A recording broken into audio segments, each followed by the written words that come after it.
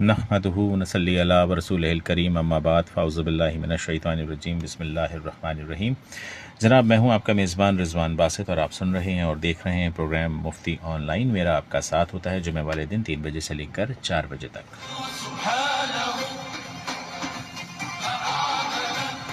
Programme में शामिल होने के लिए, अपनी राय देने के लिए आप हमसे रब्ता कर सकते हैं। रब्ता करने के लिए 031500008824 और इसके साथ साथ आप अगर SMS करना चाहें तो SMS भी कर सकते हैं। SMS करने के लिए अपने मैसेज के राइट ऑप्शन में जाएं, SPR लिखें, स्पेस दें, अपना नाम लिखें, स्पेस दें, अपने शहर का नाम लिखें और फिर स्पेस देकर जो बात आप लिखना चाहते हैं वो लिखिए और फिर 8881 पर सेंड कर दीजिए। इस तरह आपके मैसेजेस हमें मौसूल हो जाएंगे और हम आपके पैगामात को हवा के दोष पर आपके प्यारों तक पहुँचा देंगे।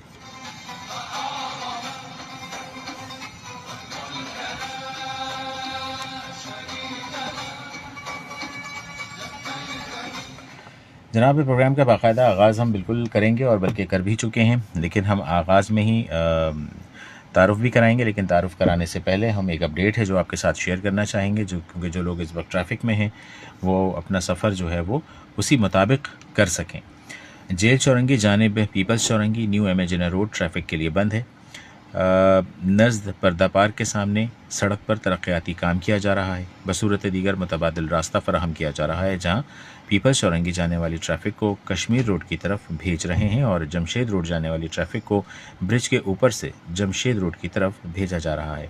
शहरियों से गुजारिश है कि जहमत और परेशानी से बचने के लिए मुतबादिल रास्तों का इंतखाब करें।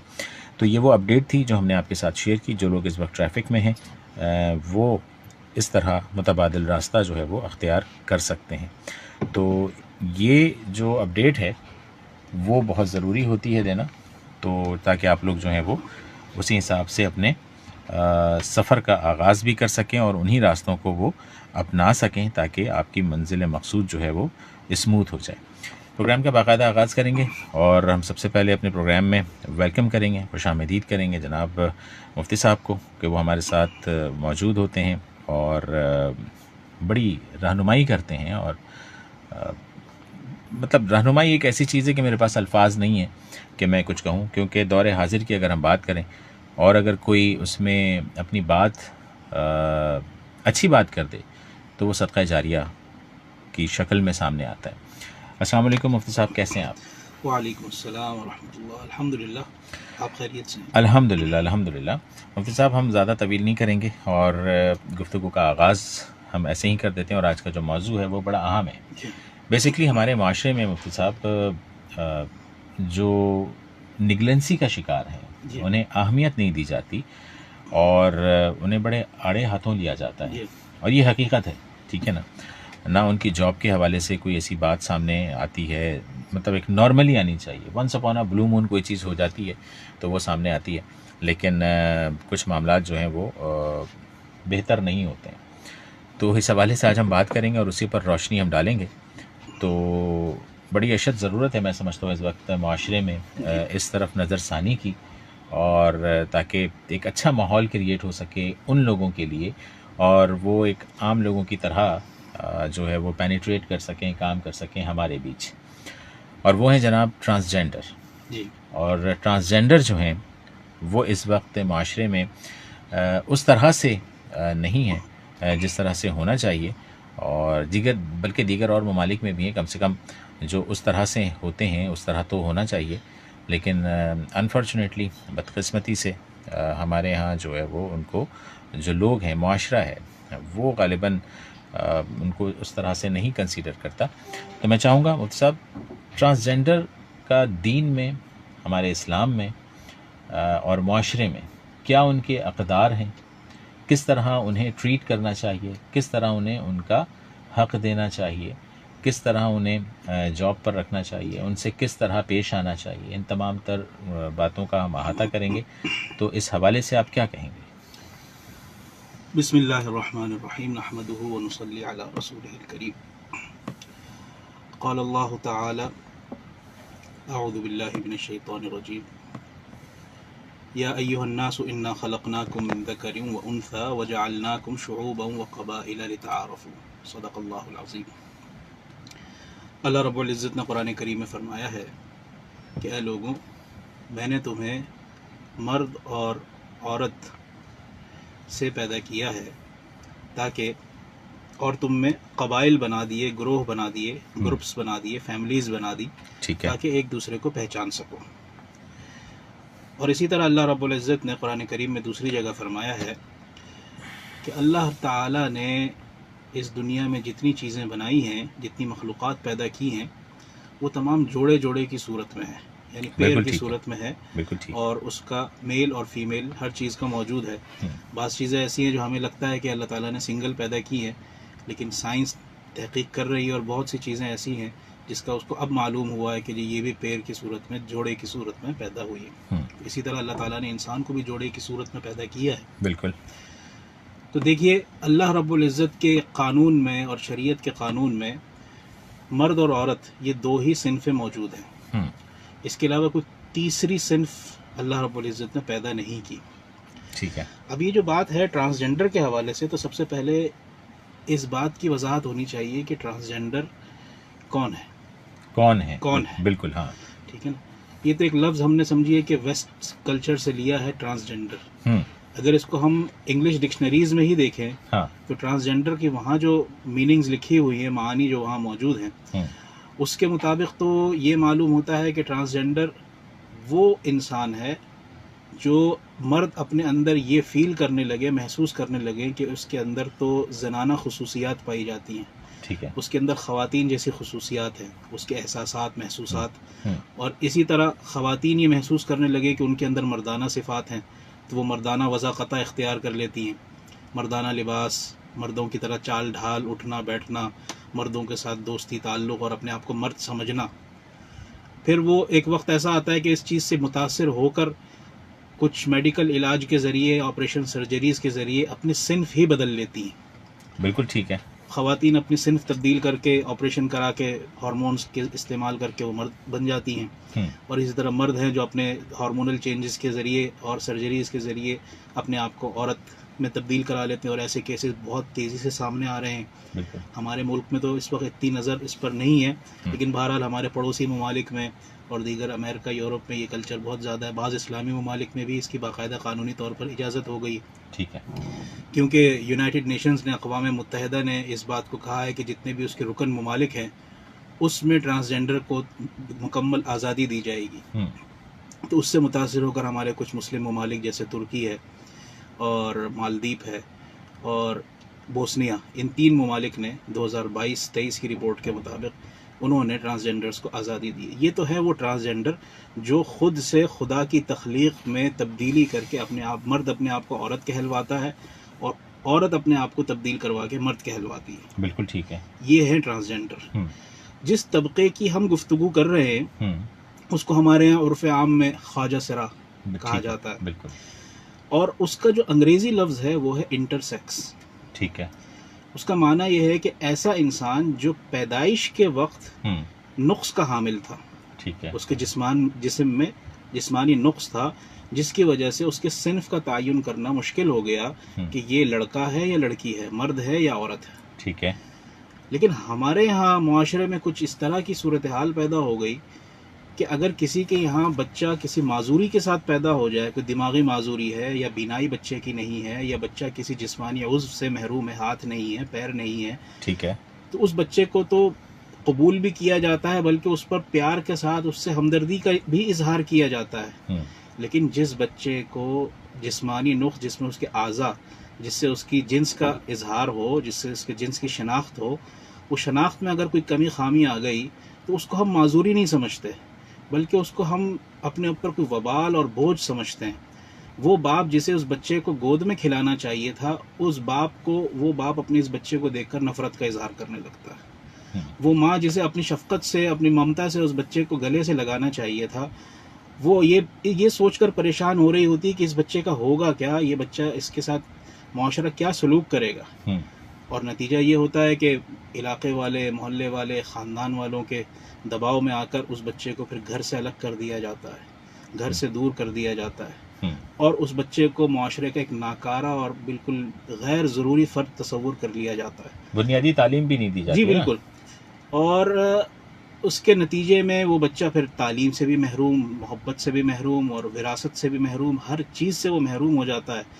اور واقعی میں پھر دیکھا جاتا ہے کہ ظاہر ہے جو ان چیزوں سے محروم ہوتا ہے پھر تو وہ معاشرے کا ایک بیکار ترین فرد بن کر رہ جاتا ہے، جبکہ شریعت مطہرہ یہ کہتی ہے کہ ایک ایسا انسان جو اس طرح کی کمی خامی کے ساتھ پیدا ہوا ہے، اس کے ظاہری انداز و اطوار دیکھ کر یہ فیصلہ کیا جائے گا کہ یہ مرد ہے یا عورت ہے۔ یہ ایک معذوری کے ساتھ پیدا ہوا ہے، اس کی معذوری کو بنیاد بنا کر اس کو تیسری صنف شمار نہیں کیا جائے گا، بلکہ اس کو میل یا فیمیل میں سے کوئی ایک درجہ اس کو لازمی دیا جائے گا، اور اسی کے مطابق اس پر جتنے بھی شرعی احکامات ہیں وہ اس پر لاگو ہوں گے۔ وہ نماز کے احکام ہیں، وہ روزے کے ہیں، عبادات کے ہیں، معاملات کے ہیں، یہاں تک کہ گواہی کے ہیں، اگر اس کے والدین وفات پا جاتے ہیں وراثت کے ہیں، یہاں تک کہ ان کے ہاں اگر شادی بیاہ کا سلسلہ ہو تو شادی بیاہ کے مسائل ہیں، نکاح طلاق کے مسائل ہیں، اس میں بالکل ایک عام انسان کی طرح اس کو ٹریٹ کیا جائے گا۔ لیکن ہمارے یہاں ان کو ایک عام انسان ہی نہیں سمجھا جاتا، صحیح، جس کی وجہ ہمارے معاشرے کی کچھ ایسی باتیں ہیں کہ ان کو کمتر درجہ دیا جاتا ہے۔ اب یہ جو خواجہ سرا کا جو ہے لفظ ہے، یہ کہاں سے آیا؟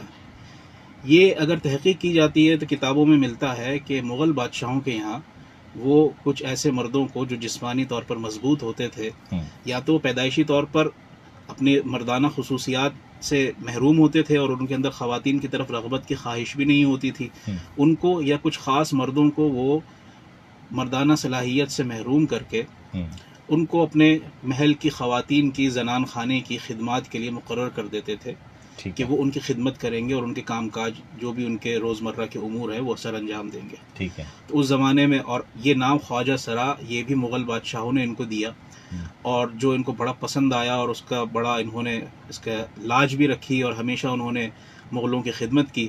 جب مغل حکمرانوں کا زوال ہوا تو ظاہر ہے یہ بے روزگار ہو گئے، ان کا کوئی مستقبل نہیں رہا، تو اپنی روزی روٹی کے لیے ان کے پر یہ مشہور ہو گیا کہ، اور ان سے کچھ ایسی حرکتیں بھی سرزد ہوئی کہ انہوں نے کچھ یتیم بچوں کو، لاوارث بچوں کو اغوا کر کے ان کو پھر یہ اپنے گروہ میں شامل کرنے لگے۔ تو اس پر اس زمانے میں ظاہر ہے کہ حکومت برطانیہ نے ہندوستان پر قبضہ کیا تھا، تو برطانوی راج نے ان پر مکمل پابندی لگا دی اور انہیں علاقوں سے نکال کر دور دراز بیابان وغیرہ میں بھیج دیا، جہاں سے پھر یہ اپنی روزی روزگار کے لیے آج جس شکل میں یہ پائے جاتے ہیں کہ ناچ گانا کر کر اور یہ مردانہ زنانہ شباہت اختیار کر کے، یہ جو اس زمانے سے تقریباً گزشتہ 200 سال سے، تو اس زمانے سے ان کو انگریزوں نے ایک تحقیر کا نشانہ بنایا، تو وہی ہمارے کلچر میں چلتا ہوا آ رہا ہے۔ حالانکہ اسلام میں ان کے مکمل حقوق ہیں، وہی حق ملے گا جو مرد کے ہیں، وہی حق ملے گا جو عورت کے ہیں۔ فیض صاحب، نبی پاک صلی اللہ علیہ وسلم کے دور میں بھی ہوں گے، جی، ان کے ساتھ نبی پاک صلی اللہ علیہ وسلم نے کیا رویہ روا رکھا اور کیا احکامات، کیا اس پر انہوں نے فرمایا، اور کس طرح کا عمل؟ آپ نے تو ویسے تو بتا دیا، اس پہ اچھی خاصی روشنی ڈال دی ہے، لیکن ہمارے نبی پاک صلی اللہ علیہ وسلم نے اپنے کردار سے ان کے ساتھ کیا رویہ رکھا؟ ایک حدیث ملتی ہے اور احادیث کی مختلف کتابوں میں یہ روایت موجود ہے، بلکہ یہ تو ہر انبیاء کرام کے دور میں ہوں گے نا؟ جی ہاں، جی ہاں، لیکن چونکہ ہمارا دین اسلام ہے اور ہمارے نبی اکرم صلی اللہ علیہ وآلہ وسلم ہے، تو ان کی لائی ہوئی شریعت ہمارے لیے قابل اعتماد اور قابل اتباع ہے۔ بالکل، تو ہم اسی کی بات کریں گے اور اسی کا اتباع کریں بے گے۔ شک بے شک۔ اور اس حوالے سے یہ ہے کہ حدیث میں آتا ہے کہ ام المؤمنین حضرت ام سلمہ رضی اللہ تعالیٰ عنہ کے پاس، ان کے گھر میں، ام المؤمنین رسول اکرم صلی اللہ علیہ وسلم کی وائف، ان کے پاس اسی طرح ایک مخنث، عربی میں اس کو مخنث کہا جاتا ہے، ایک خواجہ سرا، وہ بیٹھا ہوا تھا اور اس نے کچھ ایسی بات کی جو حیا کے خلاف تھی۔ ٹھیک ہے، یہ بات رسول اکرم صلی اللہ علیہ وسلم کے کان میں پڑ گئی۔ آپ اسی وقت گھر میں داخل ہو رہے تھے، داخل ہوتے وقت ان کے کان میں یہ بات پڑ گئی کہ وہ شخص ام المومنین سے ایسی بات کر رہا ہے۔ تو آپ علیہ السلام نے یہ حکم دیا کہ اس کو فوراً گھروں سے نکالو، اس شخص کو گھر سے نکالو، اور اس کو آئندہ کبھی خواتین کے پاس جانے کی اجازت نہیں ہے، بلکہ اس کو دور کر دو۔ اور اس کو پھر مدینے کے مضافات میں اس کو بھیج دیا گیا۔ اور حضرت عمر رضی اللہ تعالیٰ عنہ کے دور میں بہت کمزور ہو چکا تھا، بوڑھا ہو چکا تھا، تو حضرت عمر نے اس کو اجازت دی کہ ہفتے میں ایک دن آ جایا کرو مدینے میں، اور مدینے میں آ کر لوگوں سے کچھ مانگ لیا کرو، اور لوگ تمہیں دے دیں تو لے کر کے واپس تم اپنی جگہ پر چلے جایا کرو۔ تو شریعت کے جو احکام ہیں، اور اسی طرح جو صحیح بخاری میں، صحیح جامع ترمذی میں، سنن ابن ماجہ میں، سنن ابی داود میں جو سیاہ ستہ کی مشہور کتابیں ہیں، ان میں ایک روایت یہ ملتی ہے کہ رسول اکرم صلی اللہ علیہ وسلم نے وہ مرد جو خواتین کی شباہت اختیار کرتے ہیں، وہ خواجہ سرا جو خواتین کی شباہت اختیار کرتے ہیں، وہ خواتین جو مردوں کی شباہت اختیار کرتی ہیں، ان پر لعنت فرمائیے، ان پر لعنت بھیجیے۔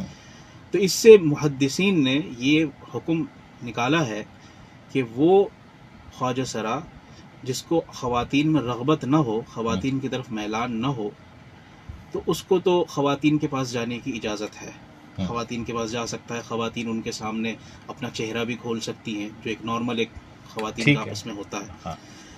اور اس کے علاوہ اگر وہ شخص اس کے اندر کوئی مردانہ خواہشات پائی جاتی ہیں، مردوں کی طرح وہ رہتا ہے اور اس کے علامات مردوں کی طرح ظاہر ہو جاتی ہیں، جیسے کہ داڑھی مونچھ نکل آنا، تو پھر وہ اس کو مردوں کے ساتھ ہی ٹریٹ کیا جائے گا۔ البتہ یہ ہے کہ ان کے حقوق کے اعتبار سے تو میں نے جیسے عرض کیا نا کہ وہ مرد اور خواتین کے حقوق کی طرح ہی ہیں، ان کے درمیان کوئی تفریق نہیں ہے، کسی بھی قسم کی کوئی تفریق نہیں ہے۔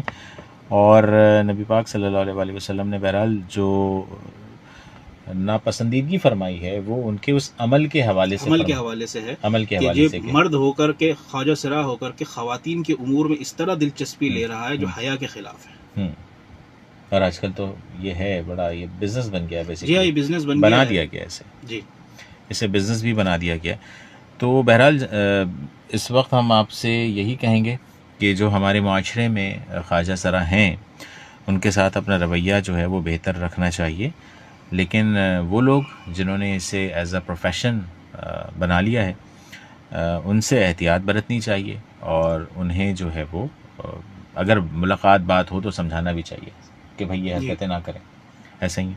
اچھا، تو کوئی روزگار کے حوالے سے جو ہے وہ تمام تر سب چیزیں، جیسے بہرحال میرا تو سوال ہی وہاں پہ ختم ہو جاتا ہے کہ جب یہ حکم ہے کہ ہر طرح سے، جیسے ایک عام آدمی ہماری آپ کی یا ایک خاتون کی جو دین میں جو احکامات ہیں اور جو جن کا اس پر حق ہے، ایون کہ پراپرٹی میں بھی حق ہے، دیگر روزگار میں بھی ہے، آفیسز میں بھی ہے، جیسے ہم رہتے ہیں ویسے ہی رہنے کا ان کو پورا ہے، تو اس کے بعد پھر کوئی بات بچتی نہیں ہے، بالکل وہ ہماری ہی طرح ہیں۔ لیکن بہرحال اگر کوئی ایسا کرتا ہے کہ وہ اپنی جنس کی تبدیلی کی طرف جاتا ہے اور اس میں کوئی بات ایسی ہو جاتی ہے کہ جناب وہ رغبت والی بات، جس طرح فہد قاسمی صاحب نے فرمایا کہ اگر مردانگی کی جو ہے، مطلب عورت میں اگر کوئی رغبت پیدا ہونے لگے تو پھر اس کے لیے سختی سے منع ہے کہ وہ قریب بھی نہ جائیں اور پردہ بھی کریں۔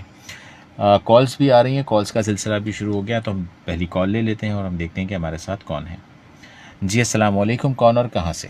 جی وعلیکم السلام، مجھے واجد رمضان کہتے ہیں، سیدآباد بلگیٹن کراچی سے۔ جی واجد رمضان صاحب، کیا کہنا چاہیں گے؟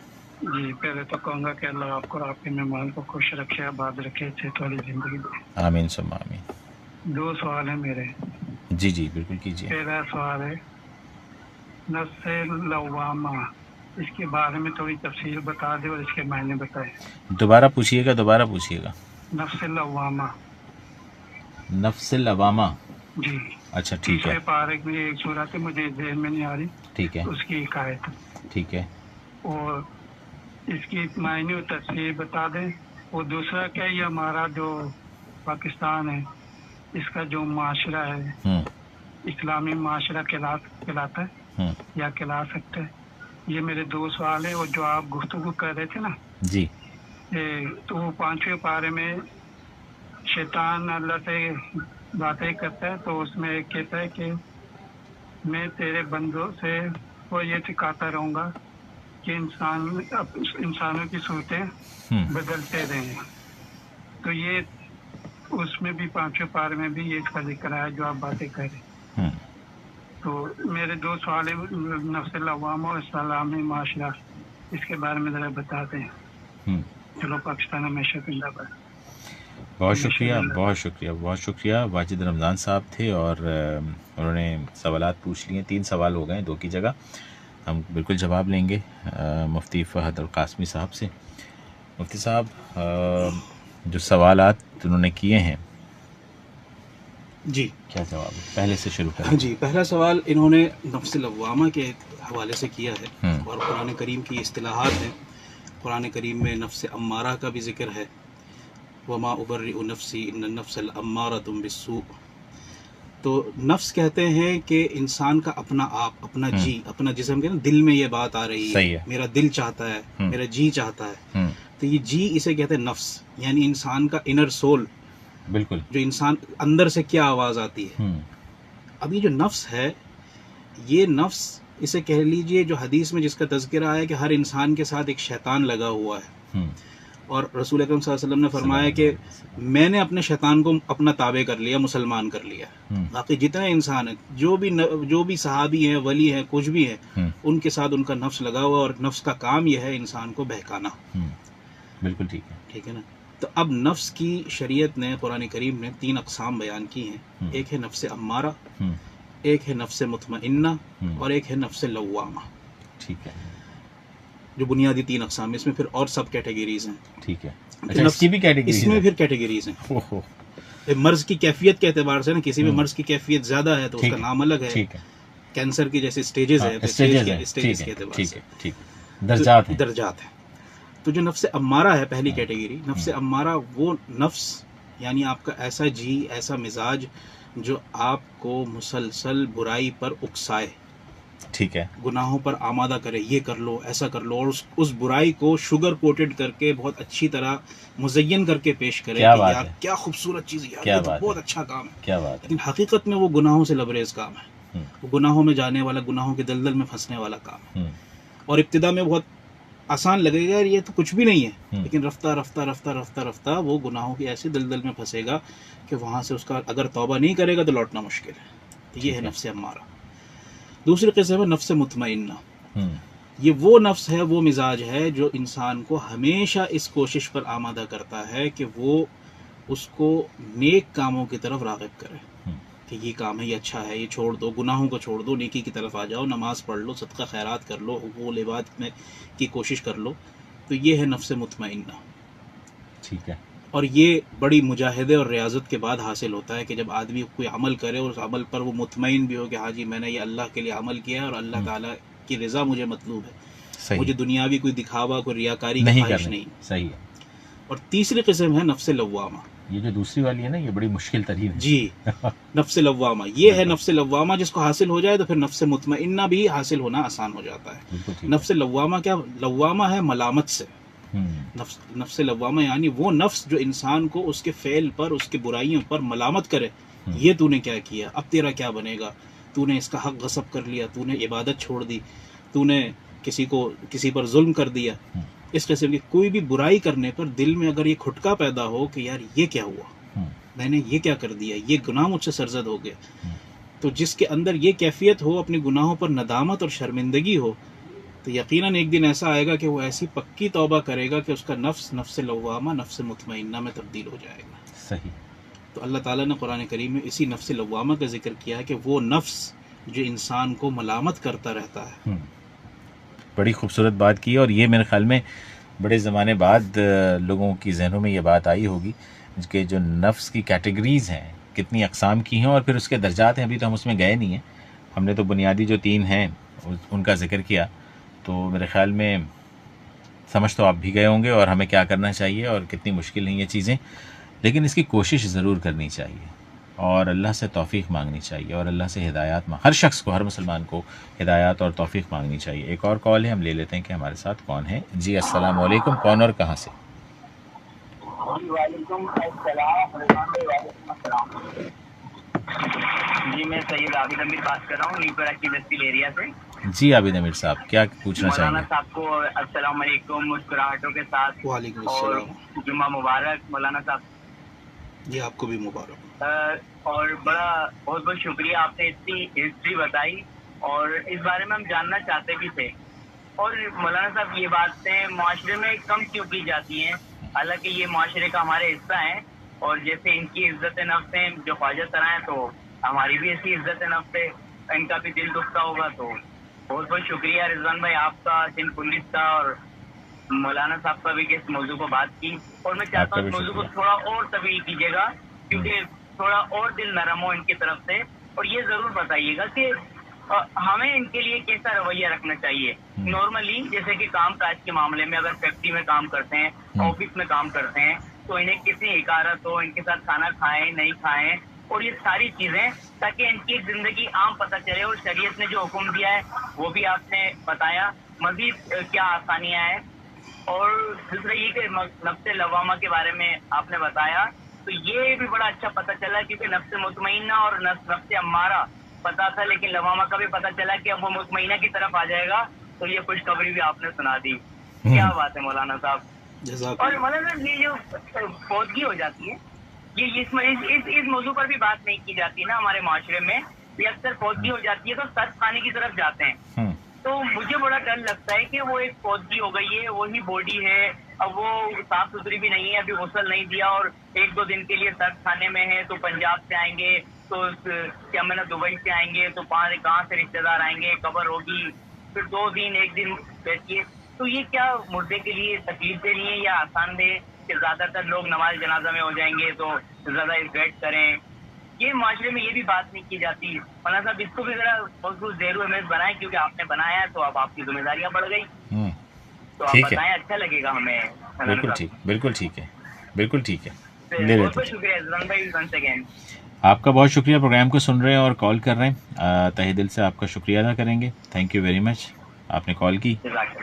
اللہ حافظ، اللہ حافظ. اور جناب ذمہ داریاں بڑھا دی انہوں نے، عابد امیر صاحب نے زندگی آپ کی جو ذمہ داریاں وہ بڑھا دی ہیں. تو بالکل بتائیے کہ کس طرح سے ہمیں ان کے ساتھ رویہ رکھنا چاہیے. بات ہو، میں نے سوال اس لیے زیادہ آگے نہیں کیا عابد امیر صاحب، کیونکہ جب انہوں نے بات کی تھی نا مفتی صاحب نے، فہد قاسمی صاحب نے یہ کہا کہ جس طرح ہم رہتے ہیں اسی طرح ان کے بھی حقوق ہیں. تو اس کے علاوہ اس کے بعد تو کوئی بات ہی نہیں بچتی. اب رہی بات آپ نے کہ کھانا کھا سکتے نہیں، تو جواب لے لیتے ہیں. بہرحال مجھے تو پتہ ہے، لیکن جوابات جو ہیں وہ ہم مفتی صاحب سے ہی لیں گے. جی جزاکم اللہ، آپ نے کال کی اور اپنے جذبات کا اظہار کیا. اللہ تعالیٰ آپ کے ان جذبات کو سلامت رکھے اور قبول فرمائے. ہماری کوشش تو یہی ہے کہ ہم دین کا کام جتنا کر سکیں، اصلاح کی بات جتنی کر سکیں، مفید بات، اللہ تعالیٰ ہمارے ذریعے کام لے لے. آمین. اور اس میڈیم کے ذریعے جو ریڈیو کا میڈیم ہے، سندھ پولیس ٹریفک پولیس کا، اللہ تعالیٰ ان کی کاوشوں کو بھی قبول فرمائے. آمین. تو اس سلسلے میں عرض یہ ہے کہ جیسے میں نے عرض کیا نا کہ اگر بچہ ایسا کوئی نقص کے ساتھ دنیا میں آتا ہے تو سب سے پہلی ذمہ داری تو اس کے والدین کی ہے. ٹھیک ہے. تو اس کو ایک نارمل بچے کی طرح اس کی پرورش کی جائے، اس کی جو بھی بنیادی تعلیم ہے، تربیت ہے، پرورش ہے، اس کو اس طرح کیا جائے. بہرحال ہمارے معاشرے میں ان چیزوں کا اس وقت رواج نہیں ہے. اس کو بہت ہی مایوب سمجھا جاتا ہے اس قسم کا اگر بچہ پیدا ہو جائے. تو اب اگر ایسے لوگ ہیں تو ان کو بالکل ایک نارمل آدمی کی طرح ان کو جاب دینی چاہیے، ان کو نارمل انسان کی طرح ٹریٹ کیا جانا چاہیے. جب یہ کہ نارمل انسان ہیں، ان پر شریعت کے احکام لاگو ہوتے ہیں، تب ان کے اندر جو خرابیاں اور برائیاں ہیں اپنے کردار، اخلاق اور زبان کے ذریعے ان پر محنت کی جائے. کہ اگر کوئی مرد خواجہ سرا ہے اور اس کے اندر مردانہ خصوصیات پائی جاتی ہیں تو اس کو کہا جائے کہ تم زنانہ شباہت کو چھوڑو، مردانہ طور طریقہ اختیار کرو. اور ایک دن میں تو ظاہر ہے کہ کہیں بھی تبدیلی نہیں آتی ہے، ظاہر ہے. تو اس کے لیے جو بھی مناسب طریقہ ہو سکتا ہے کہ اپنے ساتھ اس کو بٹھائیں، کھانا کھلائیں، گفتگو کریں. اگر کہیں دوست احباب بیٹھتے ہیں تو کبھی کبھی ان کو بھی بلا لیا کریں، چلو یار آج بیٹھ کے چائے پیتے ہیں، اور تحفے تحائف کا تبادلہ کریں. اور کچھ نہیں تو اچھے کلمات کا تبادلہ کریں، اچھی بات کریں. کسی کو اچھی بات کہنا بھی صدقہ ہے، صدقہ جاریہ ہے. بالکل. تو اچھی گفتگو کریں. اور جہاں تک ہو سکے ان کے ساتھ، اگر کسی کے ساتھ نرم رویہ آپ رکھتے ہیں تو ان کے ساتھ اس سے دگنا، اس سے زیادہ ان کے ساتھ نرمی کا رویہ اور اچھا رویہ اختیار کریں، کہ جس سے وہ آپ کے اخلاق سے متاثر ہو اور آپ کے قریب ہو. اگر وہ کوئی انسان اگر آپ کے قریب ہے تو اس سے آپ جو بھی کہیں گے وہ آپ کی بات مانے گا. تو مفتی صاحب کھانا کھا سکتے ہیں نہیں؟ بالکل کھا سکتے ہیں، کھانا کھا سکتے ہیں، کھلا سکتے ہیں، ان کے گھر جا سکتے ہیں، بیٹھ سکتے ہیں، چائے پی سکتے ہیں، گھوم پھر سکتے ہیں. پھر لوگ یہ بھی تو باتیں کرتے ہیں کہ جی یہ تو مانگتے ہیں، وہاں سے مانگ کے. کیا آپ نے وہ واقعہ سنا ہے حضرت عمر والا نا؟ ہاں. کیوں مانگتے ہیں؟ کیونکہ آپ ان کو نوکری نہیں دیتے. آپ ان کو اپنے چوکیداری پر رکھ لیں. گھروں میں لوگوں کو ملازموں کی ضرورت ہوتی ہے، یا دفتروں میں ہوتی ہے. چلیں آپ گھروں میں نہ رکھیں، دفتروں میں ملازموں کی ضرورت ہوتی ہے. آفس بوائے ہے یا پیون ہے تو آپ ان ملازمتوں پہ رکھیں. صفائی والا چاہیے آپ کو، یا گیٹ کیپر چاہیے، اسٹور کیپر چاہیے، تو آپ ان لوگوں کو رکھیں. آپ تو ان کو تعلیم کے لیے ان کو اسکولوں میں داخلہ نہیں ملتا. یہاں تک کہ سرکاری اسکولوں میں جہاں تعلیم فری ہے، جہاں پہ کسی لڑکا لڑکی کسی صنف کا اعتبار نہیں کہتے، بس تعلیم حاصل کرو، اور قانون ہماری بھی ہے. صوبائی حکومت سندھ حکومت تعلیم کے اوپر کتنا خرچ کر رہی ہے، کتنا کچھ کر رہی ہے، کروڑوں اربوں روپے کا اس کا سالانہ بجٹ ہے اسکول ایجوکیشن پر، کالج ایجوکیشن پر، صرف اس لیے کہ طلبہ کو وہ تعلیم دے، بچوں بالکل کو ٹھیک. تعلیم دے، سندھ کے بچوں. پورے پاکستان میں یہ نظام ہے تعلیم کا، خاص طور پہ پرائمری تک، میٹرک تک کی تعلیم ہر صوبے میں مفت ہے. الحمدللہ الحمدللہ. ہم ان کو اپنے اسکولوں میں داخلہ نہیں دیتے. اگر اسکول والے، اسکول کے پرنسپل، ہیڈ ماسٹر داخلہ دے بھی دیں تو طلبہ کے طرف سے یا ان کے والدین کی طرف سے اعتراض آ جاتا ہے کہ آپ نے کیوں دے دیا داخلہ. ہم تو یہ ایک مسئلے مسائل ہیں. تو ہمیں پہلے اپنی سوچ کو، اپنے معاشرے سے اس سوچ کو تبدیل کرنا ہوگا کہ یہ بھی ہمارے جیسے انسان ہیں، ہمارے جتنے حقوق رکھتے ہیں. بالکل ایسے ہی. یہاں پہ تو ہر بات دم توڑ دیتی ہے نا کہ جب ہمارے جیسے حقوق ہیں تو پھر ہمارے جیسے حقوق ہیں. جی، ہم جیسے زندگی گزارنا چاہتے ہیں ویسے ہی ان کے حقوق ہیں، اور یہ ہمارا دین کہہ رہا ہے، ہمارے نبی فرما رہے ہیں، اللہ رب العزت فرما رہے ہیں، انبیاء اکرام فرما رہے ہیں. تو اس میں کوئی ابہام یا کوئی دو رائے تو ہے ہی نہیں نا. جی، بیسکلی بات یہ ہے کہ بات نہیں ہوتی اور اویئرنیس نہیں دی جاتی. تو آپ بھی ہم جو پروگرام کر رہے ہیں اس میں بیسکلی ہم اویئرنیس ہی دے رہے ہیں کہ جو اویئرنیس ہے یہ لوگوں تک پہنچے اور لوگ بھی اپنے رویوں میں تبدیلی لے کر آئیں، اور جو خواجہ سرا ہیں وہ بھی معاشرے میں جیسے عام لوگ ہیں ان کے ساتھ بھی جو ہے نا وہ تبدیلی جو ہے وہ برقرار رکھیں، اپنا رویہ بھی اچھا رکھیں، لوگوں سے ملیں جیسے اگر وہ ملتے ہیں وہ عام لوگوں سے تو وہ عام لوگوں کی طرح ملیں. تو دونوں طرف سے ہے. وہ کہتے ہیں عام لفظوں میں، ہم عام فہم میں کہتے ہیں تالی دونوں ہاتھ سے بچتی ہے. تو یہ ذمہ داری جہاں ہماری بنتی ہے وہاں پہ ذمہ داری ان کی بھی بنتی ہے کہ وہ بھی قریب ہونے کی کوشش کریں. بالکل، وہ بھی لوگوں کے قریب ہونے کی کوشش کریں تو لوگ بالکل قریب بھی کریں گے. تو کہیں نہ کہیں دونوں جانب وہ کہتے ہیں نا کہ ٹلٹ ہونا بڑا ضروری ہے. اور جب تک ہم اور آپ جسے کہتے ہیں نا کہ لچک، زندگی کے ہر کام میں لچک ہونی چاہیے. جو بہت زیادہ سخت ہوتے ہیں، جو بہت زیادہ مزاج کے سخت ہوتے ہیں، اپنے رویوں کے سخت ہوتے ہیں، اور تو اس کے لیے کہا جاتا ہے، سب ہم جانتے ہیں کہ جو لکڑی سخت ہوتی ہے وہ جلدی ٹوٹ جاتی ہے. تو اسی طرح انسان بھی جلدی ٹوٹ جاتا ہے، کیونکہ انسان تو ویسے گوشت کا بنایا ہے، پھر اللہ نے دل بھی دیا ہے اور دماغ بھی دیا ہے اور احساسات بھی دیے ہیں، جذبات بھی دیے ہیں. تو یہ تمام چیزیں چکنا چور ہو جاتی ہیں. تو دونوں جانب جو ہے نا ان چیزوں کو بڑا ملحوظ خاطر رکھنا ضروری ہے. ایک اور کال لے لیتے ہیں. جی السلام علیکم، کون اور کہاں سے؟ وعلیکم السلام. اعجاز صاحب ملیر سے بات کر رہے ہیں. جی اعجاز صاحب کیا پوچھنا چاہیں گے؟ جی وعلیکم السلام. وعلیکم السلام. جی میرا ایک سوال ہے سر. جی سوال یہ ہے کہ کیا خواجہ سرا جو ہے عام آدمی جو مسجد میں نماز پڑھتے ہیں تو ان کو اجازت ہے یعنی کہ نماز پڑھ سکتے ہیں یا نہیں؟ اور دوسرا سوال یہ ہے کیا جنازہ نمازہ تقسیم وغیرہ کا طریقہ کار کیا ہے، کس سے ان کو کرتے ہیں، اور ان کے بارے میں یعنی کہ بتائیں. ٹھیک ہے، بہت شکریہ، بہت شکریہ. اللہ حافظ. اللہ حافظ. اچھا جناب، انہوں نے پوچھا ہے کہ نماز جنازہ کیا پڑھنے کا طریقہ الگ ہے، اور دوسرے کیا یہ نماز مسجد میں آ کے ہماری طرح پڑھ سکتے ہیں نہیں پڑھ سکتے؟ جی، اس میں خواجہ سرا کے حوالے سے یہ عرض ہے کہ جب یہ بچہ پیدا ہوتا ہے نا تو ظاہر ہے کہ صنف کا صحیح، اور جب بچہ بالغ ہو جاتا ہے، بلوغت کی عمر کو پہنچتا ہے، تو ظاہر ہے داڑھی مونچھ نکلنے لگتی ہے. تو جس بچے کی داڑھی مونچھ نکل آئے تو وہ مردوں میں شمار ہوگا، اور جس کی داڑھی مونچھ نہ نکل آئے، سینہ بھاری ہو جائے تو وہ خاتون میں شمار ہوگی. تو اگر وہ مردوں میں شمار ہوتا ہے تو بالکل مسجد میں آ کے مردوں کی طرح نماز پڑھے گا، جماعت میں کھڑے ہو کے نماز پڑھے گا ایک ہی صف میں.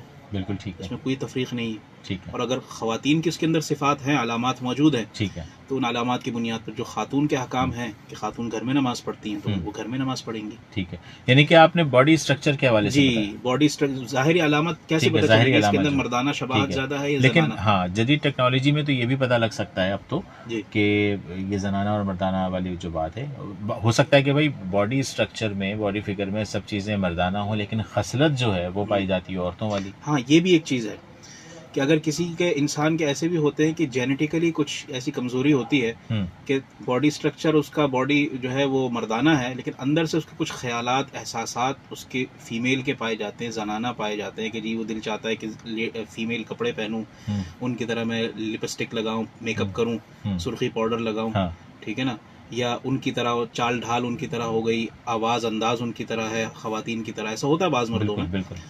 تو ایسے لوگوں کے لیے حکم یہ ہے کہ وہ جو ظاہری اسٹرکچر ہے، اگر مردانہ اسٹرکچر ہے تو انہیں مرد ہی شمار کیا جائے گا، اور ان کو چاہیے کہ اگر کسی طرح ہارمونل چینجز کے ذریعے ان کا علاج کیا جا سکتا ہے تو اپنا علاج کر کے اپنے آپ کو مرد ہی وہ شمار کریں گے. ٹھیک ہے. ان کے لیے جائز نہیں ہوگا کہ وہ اس بنیاد کے اوپر اپنی صنف تبدیل کرنے کی اجازت تو کسی صورت میں نہیں ہے. جو پہلے ایک کالر نے جو تذکرہ کیا گیا، قرآن میں آتا ہے کہ شیطان نے کہا کہ میں انسانوں کو گمراہ کروں گا، فلا یغیرن خلق اللہ. اس نے کہا کہ میں ان کو اکساؤں گا کہ وہ اللہ تعالیٰ کی خلقت میں تبدیلی کریں. تبدیلی کیا؟ مرد عورت بن جائے، عورت مرد بن جائے. تو اگر کسی کے اندر، مرد کے اندر اگر زنانہ صفات، زنانہ خیالات، احساسات ہیں تو اسے چاہیے کہ وہ اپنا علاج کرے یا اپنے آپ کو ان خیالات سے آزاد کرنے کی کوشش کرے، لیکن احکام اس پر مردوں کے لاگو ہوں گے. وہ مرد ہی ٹریٹ اور تصور کیا جائے گا. ٹھیک ہے. اور اسی طرح خاتون کا ہے تو خاتون کے اندر مردانہ کچھ خیالات ہیں، احساسات ہیں کہ تو وہ اس کو خاتون ہی، اس کو عورت ہی تصور کیا جائے گا، اس کو وہی احکام لاگو ہوں گے. ٹھیک ہے مفتی صاحب. اصل میں ایک چیز اور بھی ہے یہاں پہ، ہم دور حاضر کی اگر بات کریں تو اس میں ہوتا ہے کہ چلیں اگر ہم باڈی سٹرکچر سے ہم اس چیز کا پتہ لگا بھی لیتے ہیں. ویسے تو باڈی سٹرکچرز میں بھی لوگوں کو پرکھنے کا جو معاملہ ہے اس میں بھی کمزوریاں ہیں، نہیں سمجھ سکتے عام طور پہ جو انسان ہے، کیونکہ لوگ جب بات ہی نہیں کرتے، اس طرف رغبت ہی نہیں ہے عام لوگوں کی، نہ ان کے حوالے سے. بیسکلی اوور آل میں ہولسٹک اگر میں بات کروں تو اس حوالے سے لوگوں کی سوچ بھی نہیں جاتی، تو وہ پہچان کرنا بھی مشکل ہی ہے. تو یہاں پر میرے خیال میں اس بات کو ملحوظ خاطر رکھنا بہت ضروری ہے کہ جو یہ سمجھتا ہے کہ اس کے اندر صفات مرد کی زیادہ ہیں یا خاتون کی زیادہ ہیں یا زنانہ زیادہ ہے، تو وہ خود یہ فیصلہ کر لے کہ بھائی مجھے اس طریقے سے زندگی گزارنی ہے، مجھے مسجد بھی جانا ہے، مطلب میرے اندر جو مرد کی صفات ہیں وہ حاوی ہیں، جی، زنانہ بھی ہیں لیکن وہ کم ہیں، جی، اور مجھے یہ جانا چاہیے. تو وہ تو بعد میں آتی ہے. پہلے فیملی آتی ہے. پہلے آپ کی فیملی ہے جس گھر میں آپ پیدا ہوئے جی ہیں. ہاں. ان گھر کے ان کی سب سے پہلے بنیادی جو ذمہ داری ہے وہ ہے ان کے والدین کی، پھر ان کے بھائی بہن کی، یا پھر جو وہاں پہ رہتے ہیں. تو پورا ایک کنبہ ہے ان کا. تو ان کے گھر والوں کو چاہیے کہ وہ اس طرح سے ہی ان کی تربیت کریں اور اسی طریقے سے ان کے دماغ میں وہ باتیں ڈالنا شروع کریں کہ آپ کے اندر یہ صفات تو ہیں لیکن کم ہیں. اس کا نقصان بھی ہوتا ہے. فائنلی اس وقت بالکل والدین کا جو جھکاؤ ہے نا وہ اس طرف ہے ہی نہیں. اور 0 to 7 کو وہ کچھ سمجھتے ہی نہیں ہے، وہ تو گود میں ہی کھلا رہے ہوتے ہیں. ٹھیک ہے نا، کہ جی میرا بچہ ہے. لیکن وہ یہ بھول جاتے ہیں والدین کہ پیدائش سے لے کے 7 سال کی عمر تک یہ اس کی تربیت کا فیز ہے. تربیت اور پرورش کی جائے. اگر کوئی تربیت میں کمی رکھے گا تو اگر اولاد سے بلوغت کے بعد کوئی گناہ، کوئی عمل ایسا سرزد ہو جاتا ہے کہ جو اگر تربیت کے زمانے میں اس کی تربیت کی جاتی تو وہ اس راستے پر نہ آتا، اس کا سارا گناہ والدین کا ہی سوال ہے سارا. تو وہ اپنے باپ کو، اپنے والدین کو سب سے ناکارہ اور نالائق تصور کرتے ہیں کہ یہ تو کچھ بھی نہیں. یہ بڑا کامن ہے اور یہ ہر گھر کی کہانی ہے، یہ ہر گھر کی ہی کہانی ہے. بہت سارے لوگ چھپاتے بھی ہیں، لیکن میں آپ کو بتاؤں اس وقت میجورٹی، اس وقت 80% گھرانے اس چیز کا شکار ہیں. 20% نہیں ہیں لیکن 80% ہیں ابھی بھی. تو اسی طرح وہ غریب ہوں یا امیر ہوں. تو اولاد کو والدین کے سامنے کھڑا ہونے کی ایک بات اور بھی ہے، سمجھانے کے باوجود، تربیت کرنے کے باوجود اگر آپ کی اولاد نہیں سنتی ہے اور وہ اس ڈگر پہ نہیں چلتی ہے جیسا آپ چلانا چاہ رہے ہیں صحیح راستے پر، آپ ترغیب بھی کر رہے ہیں، تلقین بھی کر رہے ہیں، ہدایت بھی کر رہے ہیں، سمجھا بھی رہے ہیں پیار سے بھی، اور یہ تمام تر حربے آپ نے استعمال کر لیے، لیکن آپ کی اولاد جو ہے وہ پھر بھی بات نہ سنے. گھر میں تو وہ ویسے ہی ہیں لیکن جیسے ہی باہر نکلے تو ان کی روش بدل جاتی ہے، ان کی سوچ بدل جاتی ہے، ان کے رویے میں تبدیلی آ جاتی ہے اور وہ ہلڑ بازیاں بھی شروع کر دیتے ہیں، مطلب کر لیتے ہیں وہ سارے غلط کام. اس صورت میں کیا والدین سے پوچھ گچھ ہوگی؟ اگر والدین نے اپنی تربیت کا پورا اہتمام کیا ہے اور پوری کوشش کی، ظاہر ہے جو اللہ جانتا ہے، ہم اور آپ تو اس کا ظاہر ہے اس پہ تو ہم انصاف تو کر ہی نہیں سکتے. انصاف کرنے والی ذات تو صرف اللہ کی ہے. ہاں، منصفانہ فیصلہ ہم نہیں کر سکتے نا. اگر والدین نے پوری کوشش کی ہے اور اس کے باوجود اولاد بگڑ جاتی ہے، اولاد غلط راستے پہ نکل جاتی ہے اور وہ کسی طرح والدین کی بات نہیں سنتی، تو ایسی صورت میں والدین کے پر کسی قسم کی کوئی تنگی یا وبال یا کوئی اس طرح کی بات نہیں ہے. یہ تو بڑی باریکی کی بات ہے. یہ باریکی बीइंग अ ह्यूमन जी। हम ये तो सोच भी नहीं सकते कि हमने कहाँ कोताही की है, पता नहीं अनजाने में हो गई ये और भी एक जाने पूरा में। एक मौजू है, वालिदैन हाँ। के हुकूक और औलाद हाँ। के हुकूक, ये भी हाँ, एक मौजू हाँ। है पूरा, इस पर भी बहुत तवील गुफ्तगू की जा सकती हाँ। है। और इसमें फिर वो बातें भी हैं कि असल में हम जिस कल्चर में, जिस सोसाइटी में रह रहे हैं ना, तो हमने भी बहुत सी चीज़ें खुद से अपने ऊपर लागू की हुई हैं। बिल्कुल। अगर हम उससे निकल कर इस्लाम को अपना वो बनाएं, रोल मॉडल बनाएं कि इस्लाम पर हम चलने की बात करें, तो ये हमारी जो औलाद, जिसे हम कहते हैं ना बहुत बिगड़ गए हैं या बात नहीं सुनते, नाफरमान हो गए हैं, 2 दिन में ठीक हो जाए। हाँ, ऐसा नहीं ऐसा नहीं हो रहा। ऐसा हो ही नहीं सकता हो सकता है अगर कोई सर, हम जिस दौर में रह रहे हैं ना, तो कहने की बातें हैं, कहने की बातें हैं ये, लेकिन हो नहीं पाएगा। लेकिन बहरहाल लोग ये भी कहते हैं ना कि यार हम अब तो खैर मिसाल के तौर पे हमने कहा भाई ये चीज़ गलत है, ये तो मैंने औलाद की बात की, औलाद से हट के अगर हम बात कर लेते हैं, भाई बहन की बात कर लेते हैं, भाई भाई की बात कर लेते हैं, बहन बहन की बात कर लेते हैं, भाई आपस में खलिशें भी बहुत सारी हैं, इख्तलाफात भी बहुत हैं, लड़ाइयाँ भी होती हैं, और कोई बड़ी बहन छोटी बहन को मना कर रही है या बड़ा भाई छोटी बहन को मना कर रहा है, और मतलब पहले ही स्टेप पे ही तो आपको जवाब आ जाता है ना। मैंने कहा भाई कि आप अपने भाई को, अगर मैंने समझाया कि भाई ये गलत है, ये नहीं करो, या मैंने अपनी बहन को कहा कि भाई ये गलत है, ये तरीक़ाकार गलत है, छोटी हो छोटी रहो, और ये तरीक़ाकार गलत है, या भाई को भी यही बातें अगर कही गई, तो जवाब आता है कि भाई बस समझाने की ज़रूरत नहीं है, हमें सब पता है, बहुत शुक्रिया। उस सूरत में आगे आपको क्या करना चाहिए? बस उस सूरत में आपको उनसे किनारा कशी इख्तियार करनी चाहिए, इस तरह के अपना उनको उनके हाल पे छोड़ दें। अलबत्ता अपनी कोशिश ज़रूर जारी रखें, उससे मायूस ना हो। अभी इस वक्त के लिए उनको तर्क कर दें, कुछ अरसे के बाद दोबारा से उनको समझाने की कोशिश करें कि ये रास्ता दुरुस्त नहीं है। और ताहयात अगर यही रिस्पॉन्स आता रहा कि भाई हमें समझाने की ज़रूरत नहीं है, कुरान करीम में अल्लाह ताला ने रसूल अकरम सल्लल्लाहु अलैहि वसल्लम को ये फरमाया है कि आपका काम है दावत देना, बस, ठीक है ना। सूरह बकरा की बिल्कुल 6ठी आयत में अल्लाह ताला ने फरमाया है कि नबी सल्लल्लाहु अलैहि वसल्लम, ये कुफ्फार हरगिज ईमान नहीं लाएंगे, अंदरतहुम अम लम तुनदिरुम, चाहे आप उन्हें दीन की दावत में इनको डराएं या ना डराएं, जहन्नम से डराएं या ना डराएं, इन्होंने ईमान नहीं लाना।